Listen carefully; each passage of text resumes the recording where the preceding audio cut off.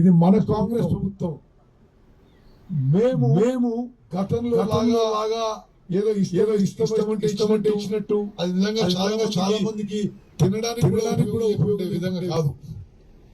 ఈ ration card ప్రక్రియ పూర్తయినాక మేము ప్రతి వ్యక్తికి అర్హత ఉన్న ప్రతి వ్యక్తికి 6 కిలోల మంచి క్వాలిటీ సన్న బియ్యం ఇవ్వబోతుందని చెప్పి నేను మనం చేస్తున్నాను.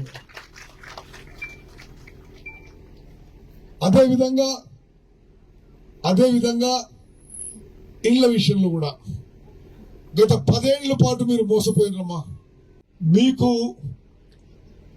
ప్రభుత్వం నిర్ణయించిన ఎలిజిబిలిటీ క్రైటీరియా ప్రకారం మీకు అర్హత ఉంటే తప్పనిసరిగా మరి మీకు కొత్త రేషన్ కార్డు కానీ పాత రేషన్ కార్డులో మిగిలిపోయిన కుటుంబ సభ్యులు కానీ యాడ్ చేయడం జరుగుతుంది. అక్కలు చెల్లెలు మీరు అర్థం చేసుకోవాలమ్మా. ఇప్పటి వరకు మనకి రేషన్ వ్యవస్థ ఏ విధంగా నడుస్తుంది? నేటి మన కాంగ్రెస్ ప్రభుత్వం గౌరవ ముఖ్యమంత్రి రేవంత్ రెడ్డి గారు, గౌరవ ఉప ముఖ్యమంత్రి భట్టి విక్రమార్క గారు,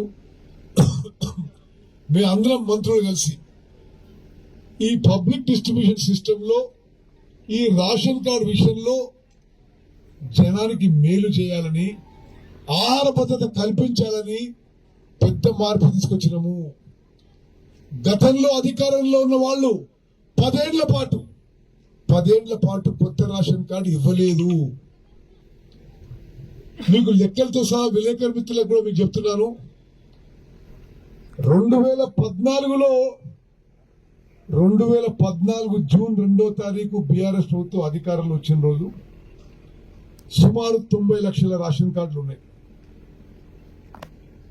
ఈ రోజు రాష్ట్రంలో అదనంగా రేషన్ కార్డులు ఎన్ని ఉన్నాయంటే మొత్తం రాష్ట్రంలో సుమారు 40,000 కార్డులు అదనంగా 40,000 మందికి లబ్ధి పొందే విధంగా ఉన్నాయి. 10 ఏళ్ల పాలనలో వాళ్ళు ఈ రేషన్ వ్యవస్థలో వాళ్ళు చేసిన బెనిఫిట్స్, డిలీషన్స్, ఎడిషన్స్ అన్ని లెక్క పెడితే ఓన్లీ 40,000 మందికి